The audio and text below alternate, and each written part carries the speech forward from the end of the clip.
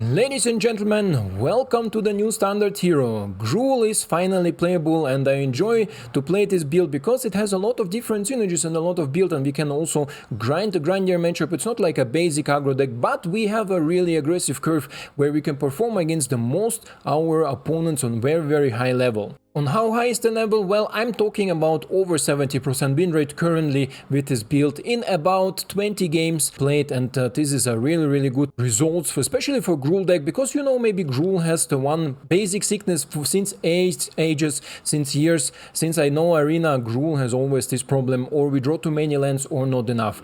I try to work on it, especially with the addition of our Gork maybe to negate it, but still this suffers from the same issue. Nonetheless, this deck performs amazing, and what makes it amazing? The new addition from oil counters. The oil counters, like from our Mage Crusher, like from our Bloated Contaminator, and also of course our Evolving Adapter. There are some really amazing plays where you can put really much power and toughness as early as on turn 2, but also on turn 3. It's just not to underestimate. I won with this deck against Esper, against Soldiers, against a lot of different builds, because we can grind, we can go fast, and we have a lot of tools with our Mage Crusher, for example. They have the ability to pay mana and remove some oil counters from it to get extra advantages. For example, for 3 mana and removing 3 oil counters, we can destroy target artifact on enchantment, any of them. So a lot of creatures are targeting artifacts and enchantments. If my opponent puts some chump blockers, like the Spirited Companion, for example, and I want to get through for the damage because I want to finish off my opponent before he can stabilize,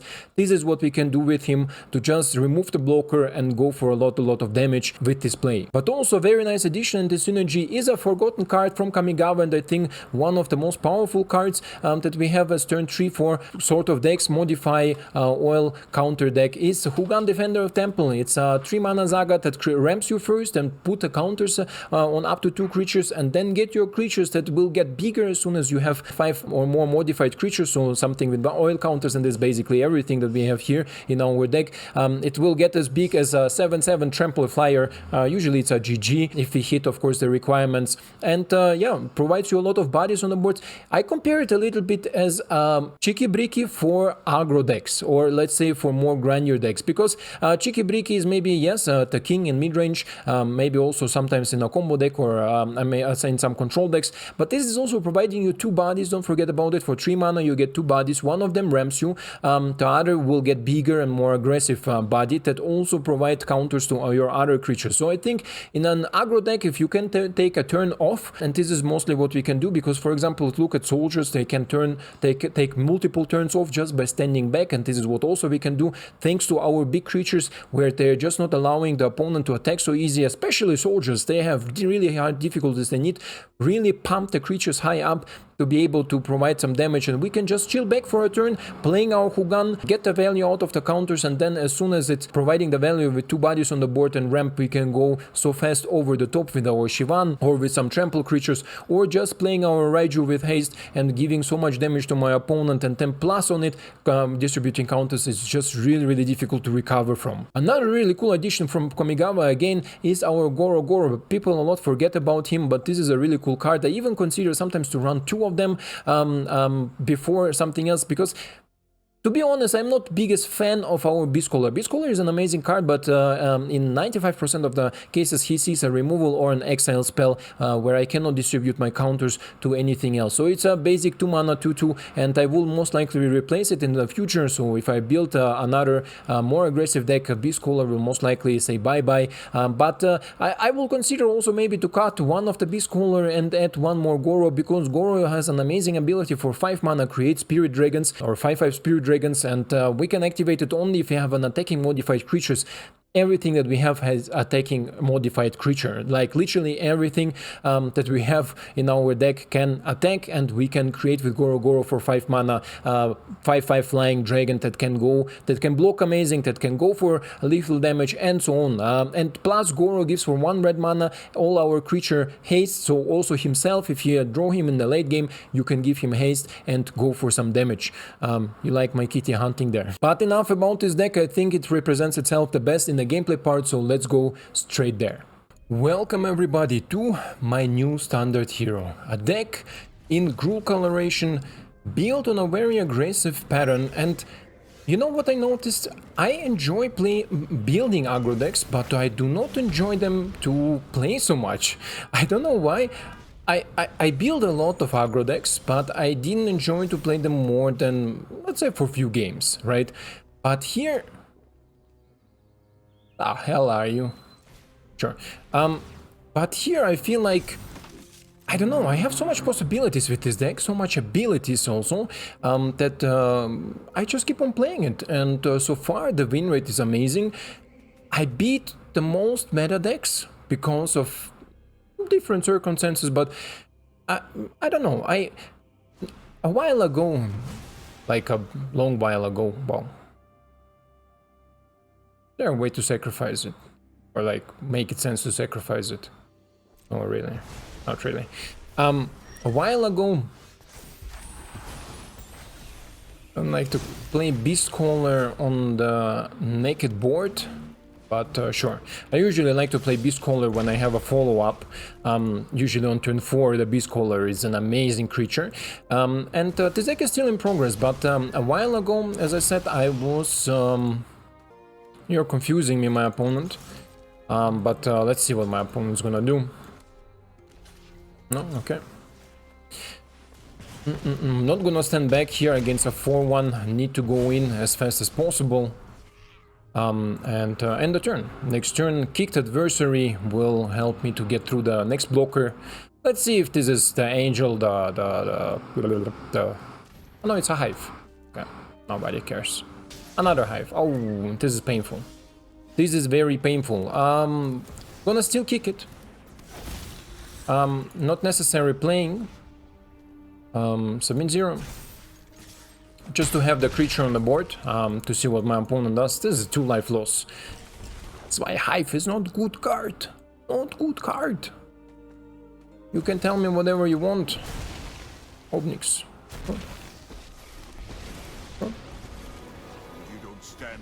Create your tokens. I can discard a land. 3, 4 for 5, right? Yeah. 5 mana hasty flyer, or 5 power hasty flyer. Why not? Why not? This is how it usually goes. Let's go next. Here we are against Shinobi 1943, and we are going first. This is actually not a bad hand. Evolve Adapter or first Kumano. I think first Kumano is better because then I can follow up on turn 3 with our Maze Crusher. Maze Crusher is always good, and yeah, I enjoy building I enjoy building aggro decks, but I do not enjoy playing them so much. And I have a really cool, really cool Rakdos aggro deck too. And a while ago, that's when I stopped in the first game, I read an article. It was a long time ago. It was still when I used to read articles in internet about Magic. What is important while building an aggro deck, right? And it was really surprisingly helpful. Not gonna trade because I think Kumano has more value than the freaking officer. And since then I have like, it made like a click, you know. What is... It's not what you wanna do, but okay.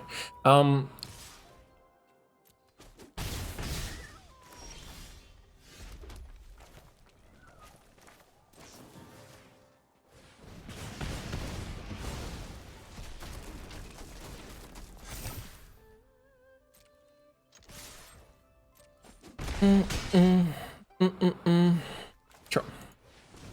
Yeah, since then it made a click in my head somehow, and I realized, okay, aggro decks are interesting to build around. Maybe not as interesting to play, but really interesting to build. And this is where I can create dragons next turn. Should I start creating dragons next turn? Or should I just kill him? I should just kill him, right? Let's go, just kill him. Yeah.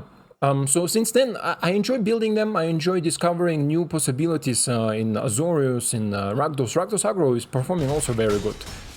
And now GRUUL. GRUUL has amazing tools, and we're gonna go next and see how these 3-minute games are flashing by. What do we have here against Robert Scribner? A cool hand, right? A cool hand. I like it. I like it. Hello, my friend. Good game. Okay. If you say so. He's like, hey, good game, bro, good game. What did you say? What did you say? Let's stay on curve just to use the mana more efficient.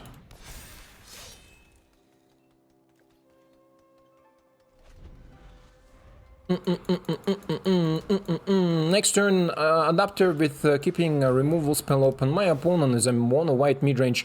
And what do I think is the weakness of this deck? Well, there are clearly few of them. Don't have anything to remove. This is why I go with Hugun. What are the weakness of this deck? Well, first off, for mana Wandering Emperor, sure.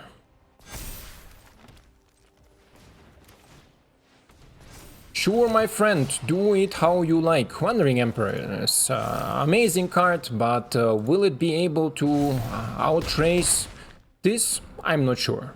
I'm gonna see. I don't think so.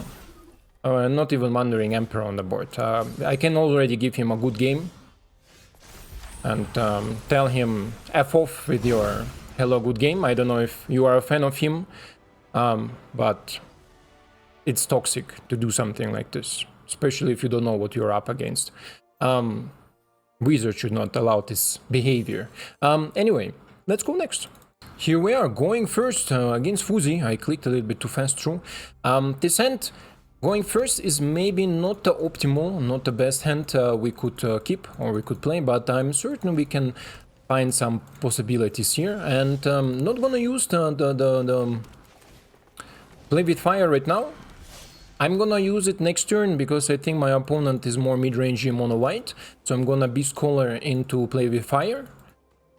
This will allow me to do certain things like scrying for solutions, forcing my opponent to play removal, for example now my Beast Callers, right? So as early as I take out his removals, as better it is for me. And then we're gonna see if we can follow up on it. But to the weakness to this deck is definitely, how do you say it? The deck itself. Like, for example, what happens right now, right? This is the biggest, let's say, weakness. What this deck has is drawing or too much or too little lands. Lucky until now we had our balance really good, but it looks already like we're gonna draw too much lands. The problem is if I cut it to 23 lands, I'm not gonna draw lands at all. This is what I consider being a big problem. But yes, senor. But, and here comes the but, it's a lot of damage. Next turn Wandering Emperor, I expect next turn Wandering Emperor. I'm going for one of our Beast Callers. We're gonna see after who he is gonna go. Spirited Companion. No, this is again a slow start from my mono white midrange. I think a lot of people after Metagame Challenge pick up the list of mono white. I think Kraus, MTG, another content creator, a really competitive one, made a mono white list that is really good. A lot of people made a mono white list that is really good, to be honest. But I think this list will not perform as wanted. Yes. As wanted in best of one later, because you need to adapt the list to aggro plays. And I can theoretically destroy also his thingy, right? Like if I want to destroy the betting announcement, you see maybe here my face is in the way, right? What he does, I think I read it through, but remove 3 all counters, destroy target artifact or enchantment. This is what it does. My opponent is on 5 mana and 3 mana left in the hand. We're gonna see what my opponent is gonna play. If my opponent plays another wedding announcement, I'm gonna remove the counters and destroy that Blading Announcement, because this will be 3 blockers. I don't want to have 3 blockers. But if my opponent passes, I'm gonna give it Vigilance, because at the moment I'm gonna read you through. I hope you paid attention to the intro. It says one mana, remove 1 oil counter, it gains Vigilance and Menace, so 2 creatures need to block it. Vigilance against the Wandering Emperor, amazing. Then 2 mana, remove 2 oil counters, it gets +2/+2 until end of turn. And 3 mana, remove 3 oil counters, it comes with 5, it destroys artifact or enchantment. So just a really good creature here. We don't have 3 mana. Diabla fitta. Okay. Sure. Creating the tokens, let's go with the Beast Caller's opponent is forced to block them.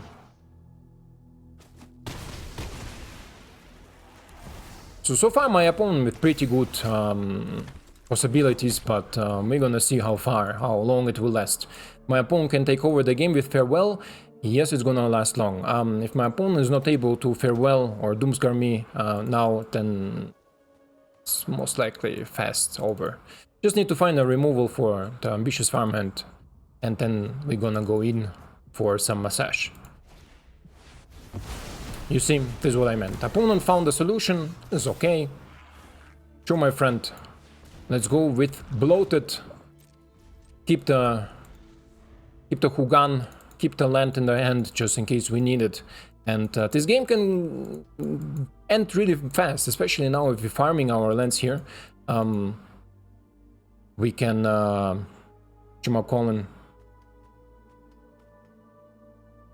could also have destroyed this one. I should have maybe played the third land a little bit faster, a little bit smarter. It's okay. Opponent with a lot of answers to the situation, and let's see if the flyer. Let's see if the flyer will bring me over the end line.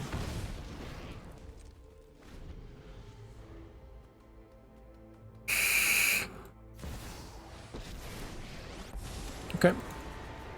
I'm not looking for trouble, but I'll fight if I have. I've made plenty. He can find Bankbusters, but also lands.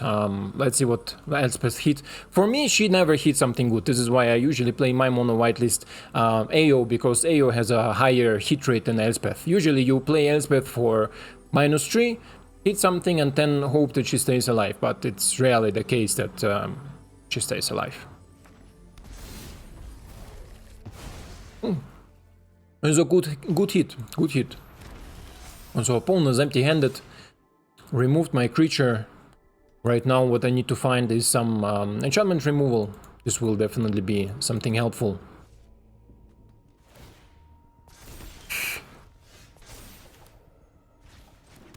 So lens is not what we are looking for, right? But we're gonna see. One nice top deck and we are good to go. But if my opponent starts stabilizing, then it will be really difficult. For example, right now with a lifelinker, it's a good stabilization. Card draw here with Vading Announcement is there, and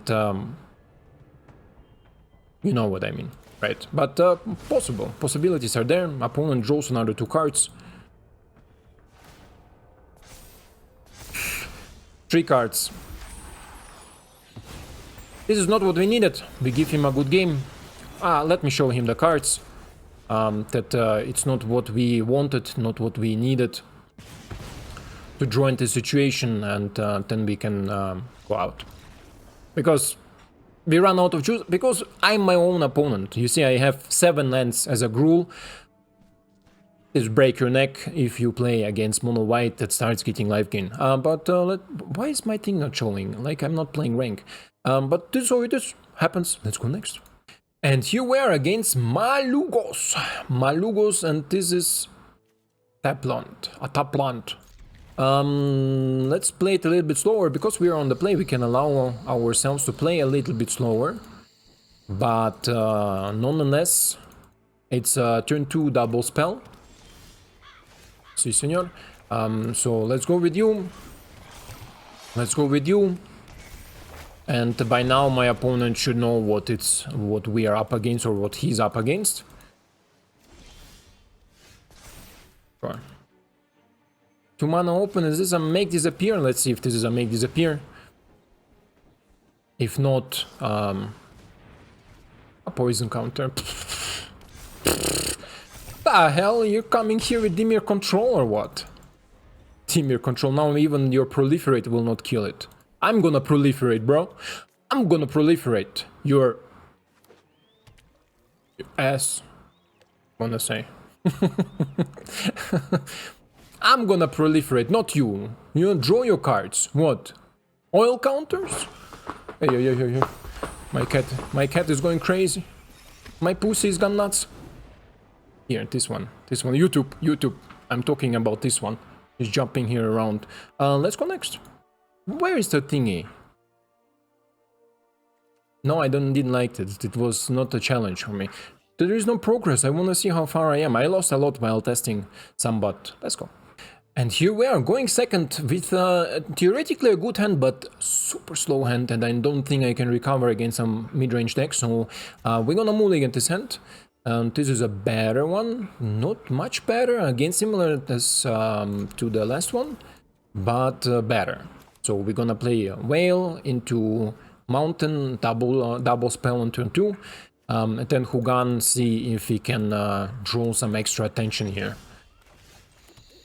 So this is also a good top deck because with Kumano faces Kakkazan we can play it even with 2 mana. Against Dimir again, okay, sure. Dimirchovsky, you wanna counter Kumano faces Kakkazan?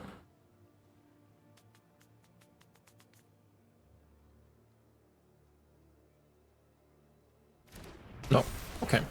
You wanna counter the Adaptive, or I think he has again this draw to get a poison counter BS, right? Yeah, sure, why not? Cut down, okay.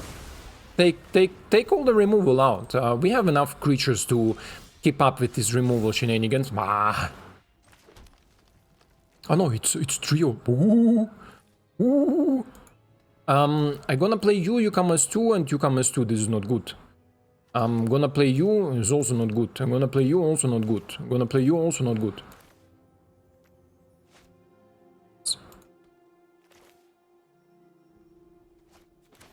You come as a 3/3, cut down will not cut it.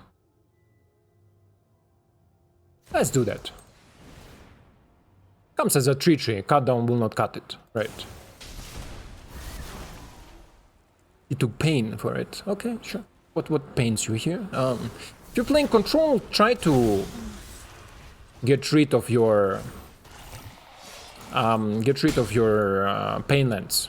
If you have other lands, maybe even tap lands that gave you life, is better for a control player than lands that make you pain, because his spells now, if he requires double black or double blue, will hurt him a lot, especially this is also a pain land.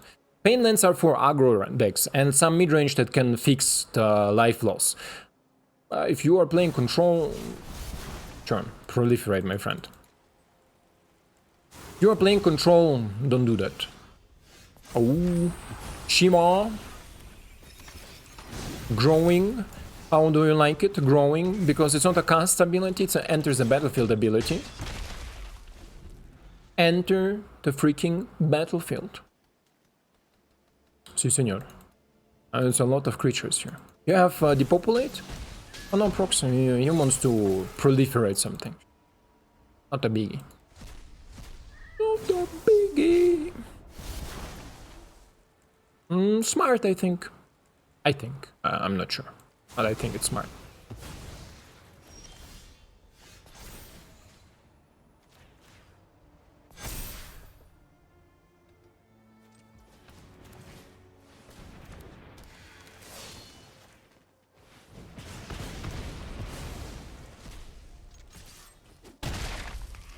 Down to 4. My opponent requires a board sweep, even then the 2/2 will come in, and also Shivan is a haster, 2/2 haster, so... You see the pain? This pain cost my opponent the game. Literally. This is the pain. This is what I mean. If you are a control player, and mid-range players too, but for mid-range you can negate it by having maybe triumphs. Okay. Having maybe try... I was in Platinum 4 before, and we didn't saw the rank up, but anyway. Small tip for you. If you're a mid-range player and you can negate a life loss with triumphs, for example, or some life gain, or some spells that do not require any color, like Bank Busters and stuff, then go for it. If you're a control player, rather consider to add the tap lands that give you 1 life. Because usually against aggro, this 1 life can give you more, even if you are curve off or turn off, than playing on curve, but damaging yourself for the following 2 or 3 turns. This gives aggro literally like a free creature, right? So my opponent casting there the removal spell, you saw maybe when he damaged himself when he first cast this one, the Ichorn, the only Ichorn. The first one, it damaged him. Then he cast the double blue, the proxy, it damaged him too. So it's like he gave me free creatures, free damage, right? By removing my creatures. So if you understand this logic from Magic, then you will see why Painlands has nothing to do in aggro decks or in control decks, except one exception is the Azorius control. There you can add it because you have this 3 mana, draw a card, and you gain life equal to the amount of cards in your hand. This negates it again, right? Like again, you get 3-4 life maybe. It negates your previous 2 turns where you lost maybe 1-2 life, right? So this is okay. But if you are a normal like Dimir control or whatever control you're playing without ability to negate it, keep it in mind that it's really important for you to rather play a tap land that gives you 1 life, you know, there's plenty of them from commons and uncommons, than to playing a rare land that damages you in the next 2 or 3 turns, in the following turns. And then you can, wow, I can play my Teferi on turn, right? Or I can play my Wedding Announcement on turn, or whatever you're playing there. But it damages you more, then it helps you, because the creature that Wedding Announcement is creating is exactly taking this away what my creature will done to you if you don't have a Painland. Like, if you understand it. I hope I explain it. If not, let me know down in the comments. I can maybe explain if you are interested. But let's go next. So, another cool hand to go second, but we lack some removal. So if this is an aggro deck, we are required to play our Shavan on turn 2 as a 2-2, so it will be okay. Right, but I hope my opponent is maybe... Let's see. Mono white soldiers? No mono white toxic? Not good, not good. Let's see if we top deck a 2-drop, otherwise we will go with Shaman on turn 2. On turn 2, 2-2 flyer is good. It's good, like you can say whatever you want, right? Is this... what is this deck? Again. Yeah, by the way, I will try now to keep the video length about 30 minutes. I know some other videos were 40, 50 minutes, but we play him for 1. He comes as a 2-2 because of our Cheeky Bricky, right? 2-2 flying haster, why not? I will try to keep the video length now by 30 minutes because I want to record multiple videos. Also, maybe try to record multiple videos a day as long as my little one is sleeping. It takes me a while to edit them, but I can edit them at night when my girlfriend is here. Maybe when she chills with the little one, I can edit everything to put it out for the next day. I missed this the last few days. This is why, for example, yesterday's video come just at 3:30 because my little one didn't want to sleep at all. You notice it maybe.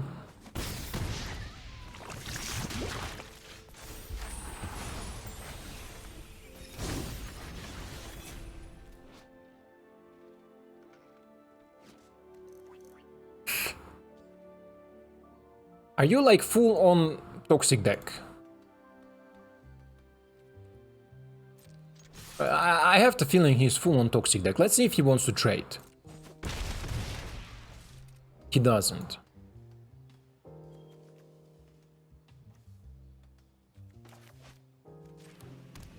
Because if he's full on toxic deck, Hugan will help me definitely. Hugan will finish the game not only because I can play Raiju, put a lot of counters everywhere, but this is a lot of damage. I want my opponent to attack now, right?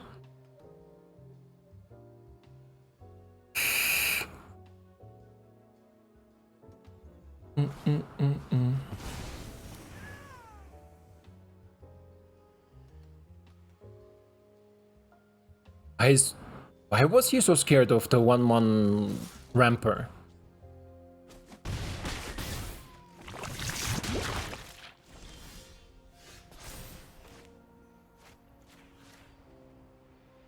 Made not so much sense to me, to be honest.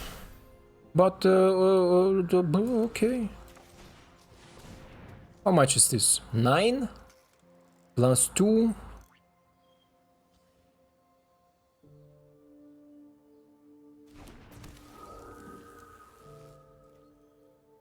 Need to make the math. 9 plus 2 is 11, 12. So 1 damage off, right? This means only you?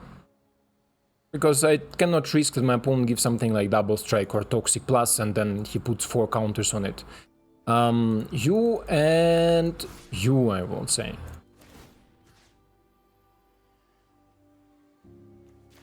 Let's put it here.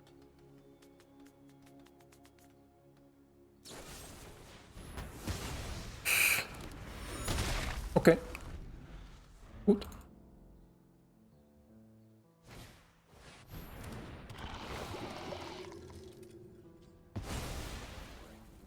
Good.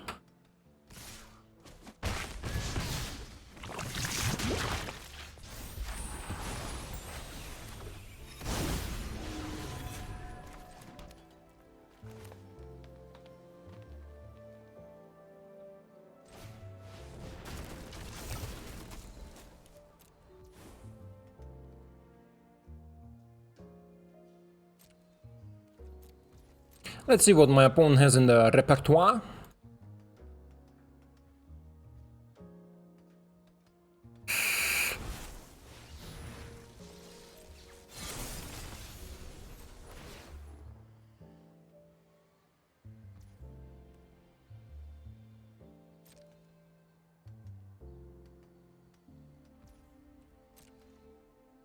Okay.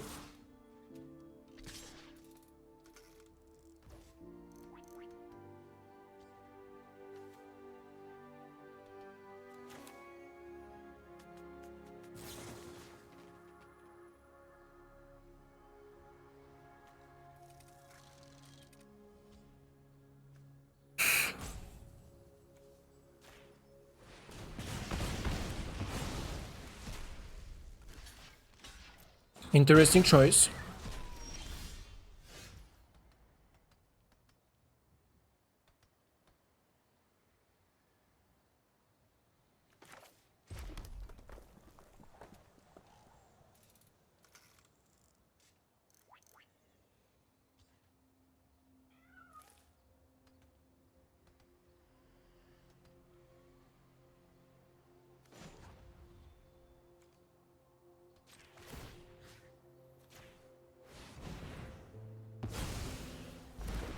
Need to think a little bit. Give me a second.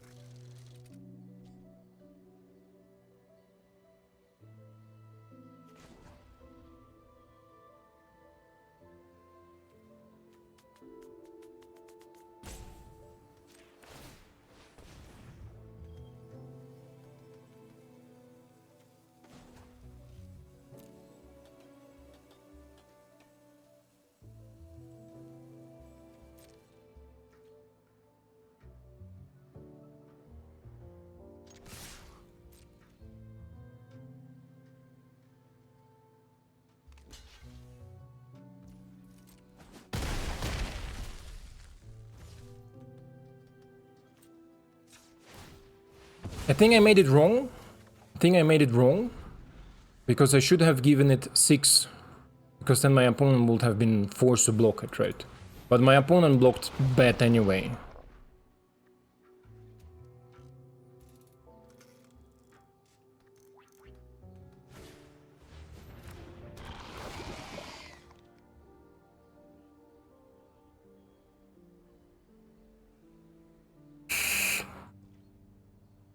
But interesting game, hey. I didn't thought that this toxic opponent would put such a fight.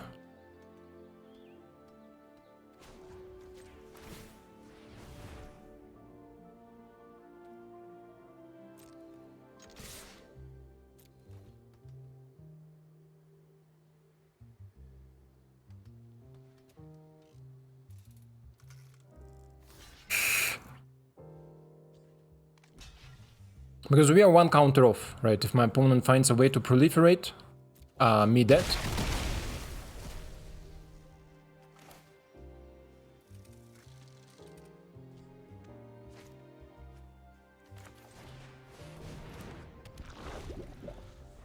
If he finds a way now to give crawling flying, I'm dead too. But it will be okay. Because it's an interesting approach for my opponent.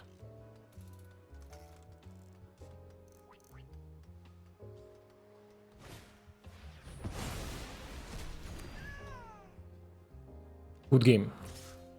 Good game, my friend. Good game. Definitely good game. Lie down arms. Sugar, and to beat me with this thing that he has there is definitely amazing. Where are we? But I want to see what he used there. Mostly commons, uncommons, right? Good. I think I made a mistake there with 3-3. I should have won. As I said, I'm not the greatest aggro player. I enjoy more playing the mono. I enjoy playing the mid-range builds. Also some sort of control. The most fun I have, of course, with jankier builds or interesting builds or combo decks. Those are my area where I like to play. But this is a very good aggro deck, a very solid aggro deck. I beat with this deck, I think, everything in the meta that is currently played. Currently existing, from Mono White, Azorius Soldiers, to Esper Legends, to Grixis, to like a million stuff. And this deck is definitely still work in progress, but has a very high win rate.